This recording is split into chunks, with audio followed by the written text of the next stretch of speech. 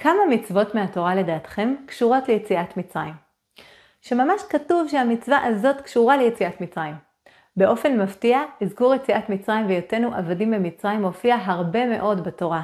זה פשוט וברור במצוות הקשורות ישירות ליציאת מצרים, כמו חג הפסח, אכילת מצה, אכילת קורבן פסח, מצוות והגעת לבנך ועוד.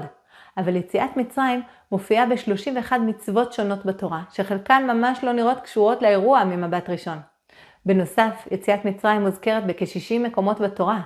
דוגמה מאוד מוכרת, מצוות שבת, עליה כתוב כך: וזכרת כי עבד היית בארץ מצרים, ויוציאך השם אלוקיך משם ביד חזקה ובזרוע נטויה. על כן ציווך השם אלוקיך לעשות את יום השבת. לכאורה, מה הקשר בין יום השבת ליציאת מצרים? שבת הייתה מאז בריאת העולם יום קדוש, ועליה כתוב כי בו שבת מכל מלאכתו אשר ברא אלוהים לעשות. היא מציינת את יום הבריאה, וכאן בפסוקים רואים שהשבת היא זכר ליציאת מצרים דווקא. בנוסף, מצוות רבות הקשורות ליחס לעניים נקשרות בתורה ליציאת מצרים, כמו למשל מתנות עניים, שחרור עבדים ביובל, מצוות צדקה ועוד. הנה דוגמה נוספת, מסית ומדיח לעבודה זרה. לכאורה, מה הקשר בין הסתה של מסית ומדיח לבין יציאת מצרים? והפסוק אומר כך: והנביא ההוא או חולם החלום ההוא יומת, כי דיבר שרה על השם אלוקיכם המוציא אתכם מארץ מצרים והפודך מבית עבדים. להדיחך מן הדרך אשר ציווך השם אלוקיך ללכת בה וביערת הרע מקרבך. התורה בעצם אומרת כך: את המסית יש להמית, כי הוא דיבר שרה על השם שהוציא אותך ממצרים ופדה אותך מבית עבדים. המסית הזה רוצה להדיח אותך מהדרך שהשם נתן לך. עוד דוגמה מובהקת היא מצוות הביקורים. יש מצווה להביא את הביקורים לבית המקדש, ושם מול הכהן, כאשר מגישים לו את הביקורים, בעל הפירות אומר קטע מיוחד הנקרא מקרא ביקורים. על מה הוא מדבר? כמובן יציאת מצרים. וענית ואמרת לפני השם אלוקיך, ארמי עובד אבי, וירד מצרימה, ויגור שם במתי מעט. והיא שם לגוי גדול עצום ורב.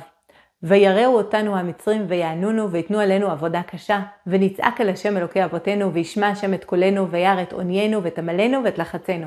ויציאנו השם ממצרים ביד חזקה ובזרוע נטויה, ובמורא גדול ובאותות ובמופתים. המילים האלה שאומר בעל הפירות לכהן מוכרות לנו כמובן מהאגדה של פסח.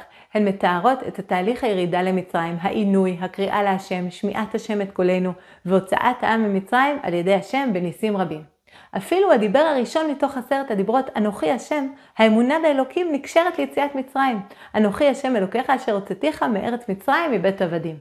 נראה שזה מפתח להבנת הקשר בין מצוות שונות לבין יציאת מצרים. יציאת מצרים הפכה אותנו לעם.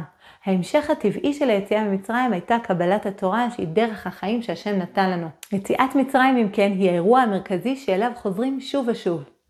הוא שהפך אותנו לעם של השם. הקשר כעם התחיל אז. ולכן בדיבר הראשון מציאות השם מוזכרת דרך יציאת מצרים. כי ככה אנחנו התחלנו כעם את הקשר עם השם.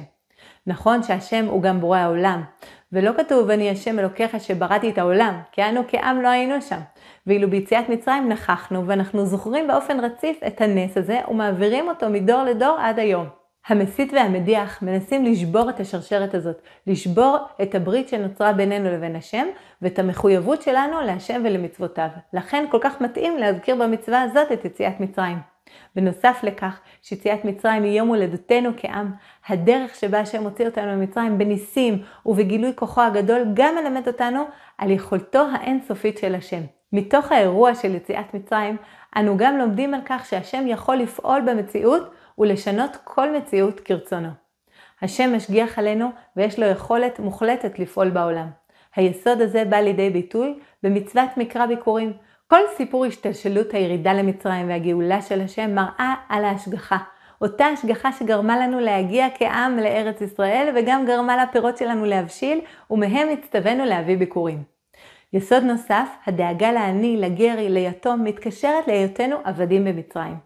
היסוד המוסרי הזה מלווה אותנו מאז שהיינו עבדים, ובגלל שהיינו עבדים, אנחנו יכולים להזדהות ולהבין אחרים הנמצאים במצב של חוסר וסבל וגם נדרשים לעזור להם.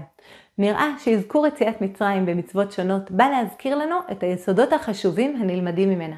כידוע, יש מצווה לזכור כל יום את יציאת מצרים, לא רק בליל הסדר. זאת כנראה כדי לזכור את היסודות החשובים שדיברנו עליהם כאן. אמונה בהשם, כוחו הגדול של השם, השגחתו של השם עלינו, ההתחשבות והעזרה לחלש ולנצרך, זכירת ההשגחה של השם מביאה אותנו לשמחה, וכך בסוף מצוות ביקורים כתוב, ושמחת בכל הטוב אשר נתן לך השם אלוקיך ולביתך. זכירת נס יציאת מצרים מביאה אותנו גם להודיה, ולכן אנו אומרים את ההלל בליל הסדר לאחר שאמרנו את כל הסיפור של יציאת מצרים, מהללים ומשבחים ומודים להשם. שנזכה בעזרת השם לזכור ולהזכיר את יציאת מצרים ויסודותיה, כל אחד לעצמו, כל משפחה יחד, ומתוך כך כל העם כולו ישמור את הזיכרון הזה ויעביר אותו הלאה לדורות הבאים מתוך שמחה ומתוך הודיה גדולה להשם.